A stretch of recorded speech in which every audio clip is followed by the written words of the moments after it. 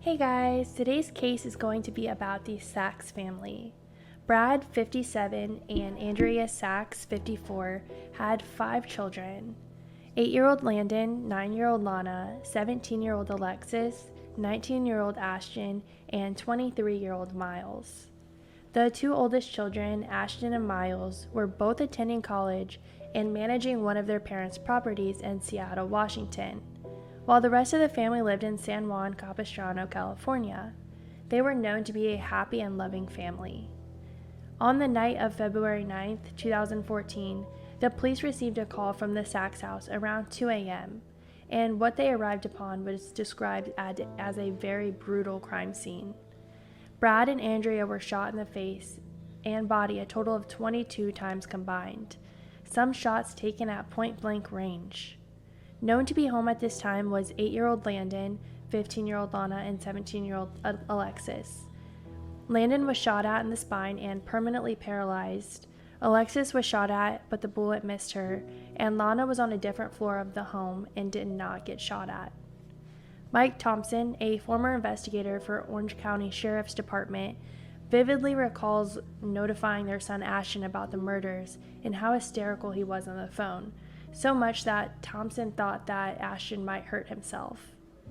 Both Miles and Ashton provided alibis for the night of February 9th, and they also provided a list of angry former business acquaintances who might have had the motive to murder their parents.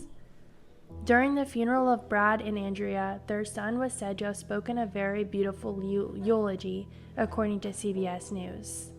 He said, "I remember in 5th grade we had to do a report on who our hero was to us, but even as a 13-year-old boy, I knew right away that my hero was my mom. I did my report on her." But what came as a shock turned to a disbelief less than a month after the funeral, when police announced that they had arrested Ashton Sachs, the couple's second oldest son, after security footage was given to detectives from a neighbor of the family. In this footage, they could see Ashton's white Prius speeding along at the time that coincided with the murders on February 9th. After locating the vehicle and getting a search warrant, the investigators found the murder weapon in Ashton's vehicle. It was discovered that Ashton had drove 18 hours through the night to his parents' $1 million Ocean View mansion, arriving around 2 a.m. on February 9th, wearing a black beanie and gloves while carrying a .22 caliber automatic rifle that was capable of carrying at least 18 rounds of ammunition. After Ashton's arrest, he argued everything he said at his parents' funeral, saying that he was angry at his parents for not taking a previous suicide attempt of his seriously, and because he believed that he was their least favorite child. Although Ashton made these comments about his parents, he still had no answer as to why he killed them. Ashton eventually pleaded guilty to his charges of special circumstances murder and attempted murder.